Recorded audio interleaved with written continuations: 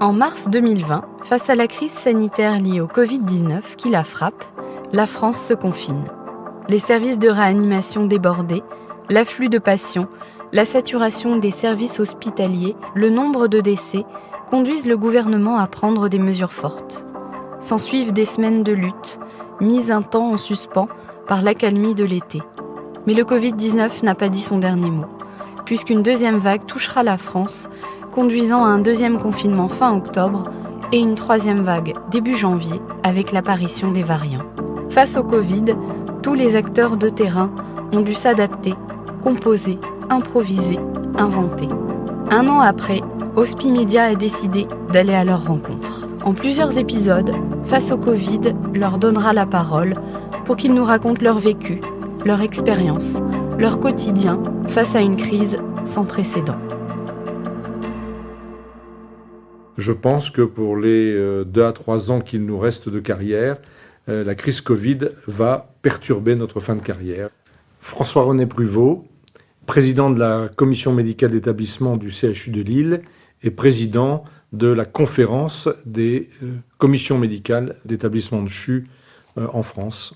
L'épidémie Covid nous surprend dans un premier temps.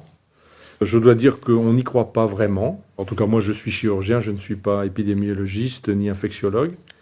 J'ai souvenir d'une discussion dans une voiture avec mon responsable SAMU, le docteur Patrick Goldstein. Il me dit, tu sais, je pense que l'épidémie va nous envahir, elle va modifier notre quotidien, il faut s'y préparer. Et il me dit, la crise Covid va perturber notre fin de carrière. Et je pense qu'aujourd'hui, je peux dire qu'il a eu raison. Donc la première crise nous surprend parce qu'elle est d'abord inhabituelle, avec un virus qu'on ne connaît pas, des malades respiratoires dont la maladie n'est pas bien connue. Et surtout, elle nous surprend par la capacité à saturer nos possibilités d'hospitalisation.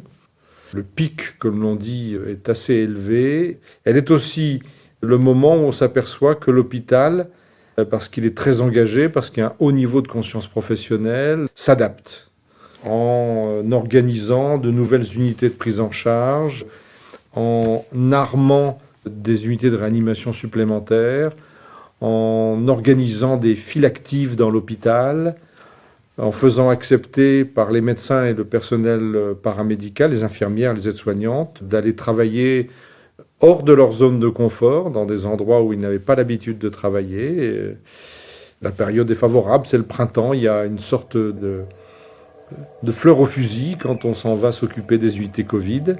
Il faut, dans la déprogrammation, dans le fait de séparer les malades Covid et non-Covid, pour les non-Covid, il faut prioriser, quand vous avez des moyens limités, les malades urgents, les cancers et, pour les CHU que nous sommes, les pathologies de recours. Et tout ça se fait dans, je dirais, une perspective plutôt positive, si ce n'est enthousiaste, en tout cas très contributive de la part de l'ensemble des structures hospitalières. Et le confinement vient surprendre les citoyens que nous sommes. Les soignants vont au travail, malgré le confinement. La période est plutôt favorable, je l'ai dit, c'est le printemps. Et donc cette période, au moment du confinement, qui permet la diminution rapide du pic épidémique, laisse un souvenir plutôt positif. C'est le sentiment de l'adaptation magnifique des hôpitaux, d'une victoire sur l'épidémie, même si on ne sait pas très bien ce qui nous attend. Ensuite, la période du mois de mai, du mois de juin, qui est celle des comptes.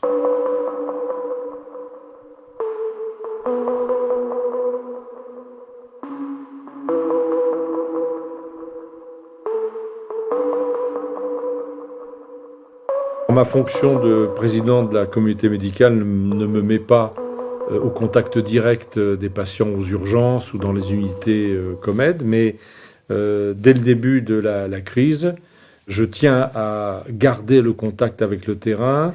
Je suis au contact de mes collègues et je vais faire des tours dans les unités de pneumologie ou de réanimation. Je vois des malades plutôt âgés, en difficulté respiratoire, mais aussi des malades jeunes, plutôt en surcharge pondérale ou avec des facteurs de risque immunitaires. Très vite, on s'aperçoit que c'est une maladie que l'on cerne dans son mode de présentation, même si la deuxième vague va nous montrer qu'il y a d'autres organes que le poumon qui peuvent être atteints, notamment digestifs, notamment neurologiques.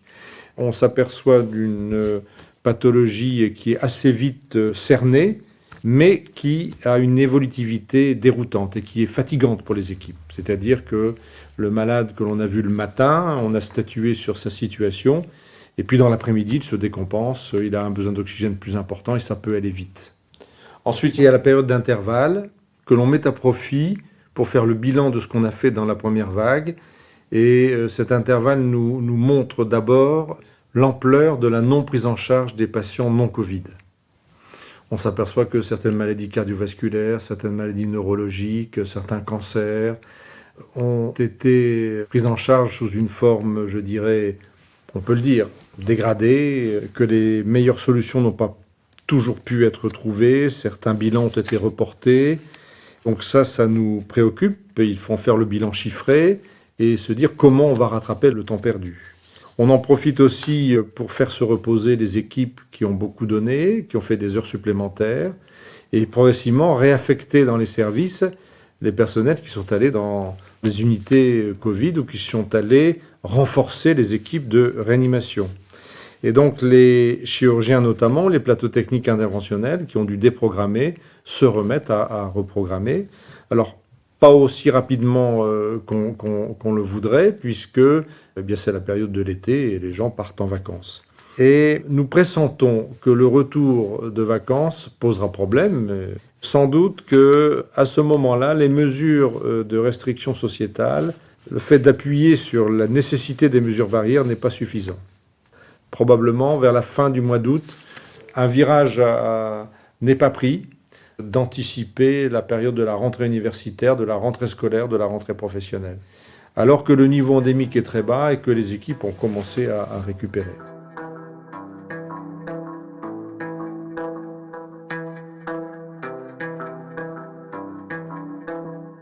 La deuxième vague survient rapidement, dès la fin du mois de septembre, et de nouveau elle surprend par son intensité, ce d'autant que, peut-être en partie grâce à l'expérience, mais aussi parce que c'est une volonté délibérée des médecins, des soignants, des hôpitaux, on ne lâche pas aussi facilement la prise en charge des malades non-Covid.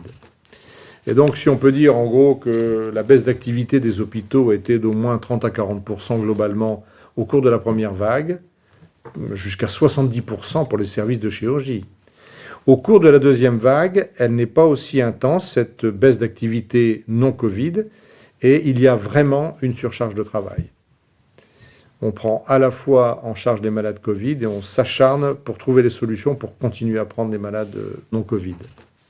Alors l'habitude de l'organisation de la première vague aide et les personnels, les médecins remontent au combat, comme on dit, pas avec le même enthousiasme, mais avec une disponibilité qui est tout à fait remarquable. Le pic épidémique va être assez haut, notamment en malades de réanimation. On va atteindre la saturation de nos capacités de réanimation vers le mois de novembre. Alors très vite, ce qui est la caractéristique de la fin de la deuxième vague, c'est que on s'aperçoit que nous ne redescendons pas à un niveau aussi bas que dans l'intervague du mois de mai, juin, juillet, août. Le niveau endémique reste plus élevé. Il y a en permanence des malades Covid dans l'hôpital. D'abord, nous n'avons pas récupéré toutes les capacités d'hospitalisation, comme on avait presque pu l'obtenir pendant l'été puis le mois de septembre. On sent qu'il y a encore ces malades Covid qui prennent des lits d'hospitalisation ou des ressources humaines. Et on sent que derrière tous les soignants, enfin tous les hospitaliers, se cache un citoyen qui sent un impact psychologique de cette épidémie, que finalement on n'appelle plus une crise, on reviendra sur ce sujet, mais qui est une épidémie presque chronique, qui donne tout son sens à la phrase du président de la République, il faut apprendre à vivre avec le virus. Mais apprendre à vivre avec le virus, c'est particulièrement difficile à l'hôpital. Oui, on n'est plus dans une crise parce que dans une crise, en général, il y a un début, il y a une fin. Et il est facile d'identifier une ou deux personnes qui gèrent la crise et qui la coordonnent. Mais là, la particularité, c'est que l'épidémie, en fait, s'insinue dans tous les registres de travail de l'hôpital, puisqu'on est obligé d'empêcher sa diffusion. Il n'y a pas que les services de réanimation, il n'y a pas que les services d'urgence, il n'y a pas que les services de pneumologie. Tous les services sont obligés d'épargner des lits pour mettre des malades qui ont le Covid sans avoir besoin d'assistance respiratoire et qui viennent pour une autre maladie. L'épidémie envahit complètement tout l'hôpital. On n'est donc plus dans une situation de crise, on est dans une situation d'épidémie chronique, et c'est là que le rôle des présidents de communauté médicale prend tout son sens, puisque, en pilotage avec le directeur de l'hôpital, il faut équilibrer tous les secteurs d'activité de l'hôpital pour voir comment on équilibre les ressources et les soucis des uns et des autres. Donc c'était le vrai travail du président de la communauté médicale qui assure à la fois le coaching, le pilotage et l'équilibre des différentes activités médicales.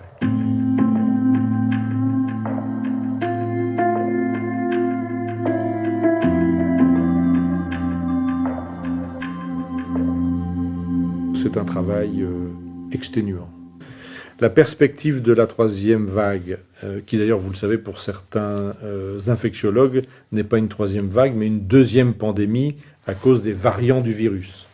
C'est comme si on avait une deuxième épidémie, une deuxième pandémie. Et la perspective d'un troisième reconfinement pour les citoyens donne un parfum particulier aux discussions que l'on a avec les gens dans l'hôpital aujourd'hui. Ce n'est pas comme pour la première vague, ce n'est pas comme à l'annonce de la deuxième vague. Il y a un phénomène de morosité, de lassitude, de résignation plus important. Des belles images. Bon, il n'y en a pas qu'une seule. Je pourrais vous les dire en vrac. Par exemple, la gestion des masques, puisque dans notre hôpital, on a inventé quasiment les masques en tissu. La crise sur les médicaments pour endormir dans les services de réanimation. Il y a une pénurie. Et de voir dans les locaux de la pharmacie, le samedi et le dimanche, notre pharmacien en chef faire des tests, essayer de produire lui-même, confectionner une usine de montage de médicaments, alors que les pharmacies hospitalières ne le font plus depuis belle lurette. Ça, c'est des belles images. L'image des cellules de crise, où il y avait une sorte de ferveur, le sentiment du travail ensemble. Bien sûr, dans les visites, dans les unités, quand vous voyez un malade qui est placé, comme on dit, sous ECMO, sous circulation extracorporelle, à cause de la maladie Covid, bon, c'est impressionnant.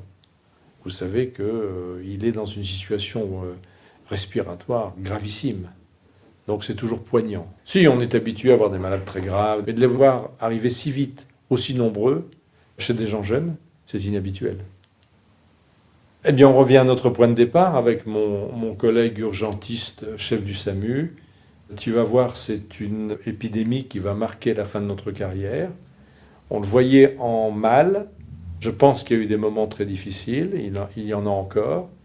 Mais finalement, comme disait un des héros de l'espoir, le roman de Malraux, ça nous a permis de transformer en conscience une expérience plus large. Quand on a été porté par la crise Covid et qu'on s'en sort, on peut dire, c'est la dernière phrase de cette préface magnifique, La Terre promise de Henry Roth. Il a dit « J'ai été à la merci d'un courant violent, lequel a eu pitié de moi ». Notre pays pourra peut-être dire ça.